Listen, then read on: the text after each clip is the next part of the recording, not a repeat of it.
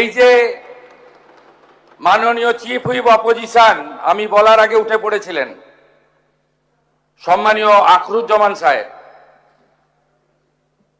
আপনি একটু কেয়ারফুলি শুনুন যে কটা লোক আছেন আপনারা। এই বিল্ডিং প্ল্যানটা জানুয়ারি মাসের 17 তারিখ 26-এ আপনারা দিয়েছেন। এখানে সব বের করেছি আমরা। এ আপনাদের পাপের ফল। সব জায়গায় টাকা নিতে নিতে এই সিটি অফ জয়কে এবং বৃহত্তর কলকাতাকে মৃত্যুপুরীতে আপনারা পরিণত করেছেন। একাধিক ইনসিডেন্ট, গার্ডেন রিচ থেকে শুরু করে শিক্ষা নেননি, সংশোধন করেননি, কোন উদ্ধার কার্যে এনডিআরএফ এবং আর্মিকে কোনোদিন ডাকেননি। গার্ডেন রিচের ধ্বংসস্তূপে আপনার জেলা মুর্শিদাবাদের যারা হাত খুলে মমতা ব্যানার্জিকে ভোট দেয় মুসলিম, তাদের 14 জন চাপা পড়ে মারা গেছিল, একজনকে উদ্ধার করতে পারেননি আপনারা জীবিত। আমরা এটা নিয়ে রাজনীতি করব না, কিন্তু কি করেছেন আপনারা? একটাকেও তো ছাড়ার কোনো সিন নেই। আপনার প্রাক্তন মেয়রের সই আছে এতে, কাউকে ছাড়া হবে না। আপনার ইঞ্জিনিয়ার যাদের নাম আছে, it is found that Sri Aminur Sheikh, sub assistant engineer, Sri Nirmalendu Sardar, assistant engineer, Sri Ranjan Das, executive engineer, has not discharged their duties and responsibilities in respect of the instate premises.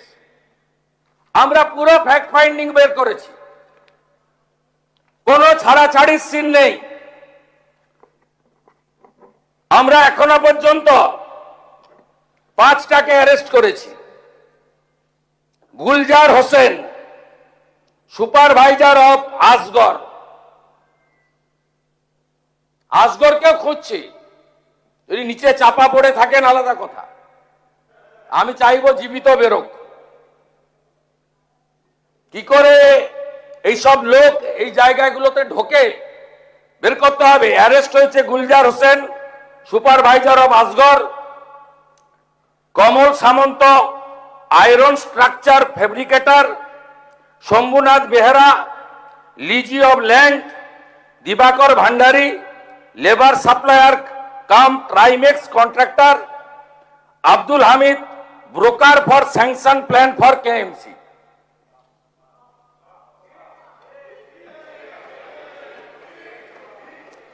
আপনার কেএমসিতে কি হয়েছে আমরা জানি না। আপনার কালীকে তুললে সব বেরিয়ে যাবে। কলকাতা কর্পোরেশনে কালী না বললে কোনো প্ল্যান হয় না। আর Kali appointed by Camac street, সবাই জানে। আর এই কালী বাইপাসের পাশে আপনাদের তৃণমূল ভবন বানাচ্ছে 200 কোটি টাকা দিয়ে, আর এখান থেকে টাকাটা তুলে ওখানে পাঠায়। আমরা সব জানি, সব বের করেছি। আমরা এফআইআর হয়েছে, আরো ব্যবস্থা নিচ্ছি। এই যে ভারী বিম, এ কাটার কোন মেশিন রাখেননি আপনারা। আপনাদের সরকার 15 বছরে অনেক কাণ্ড করেছেন। লোহা কাটার মেশিনটা পর্যন্ত কেনেননি। কেন এই ক্ষতিটা করে দিয়ে গেছেন বাংলায়?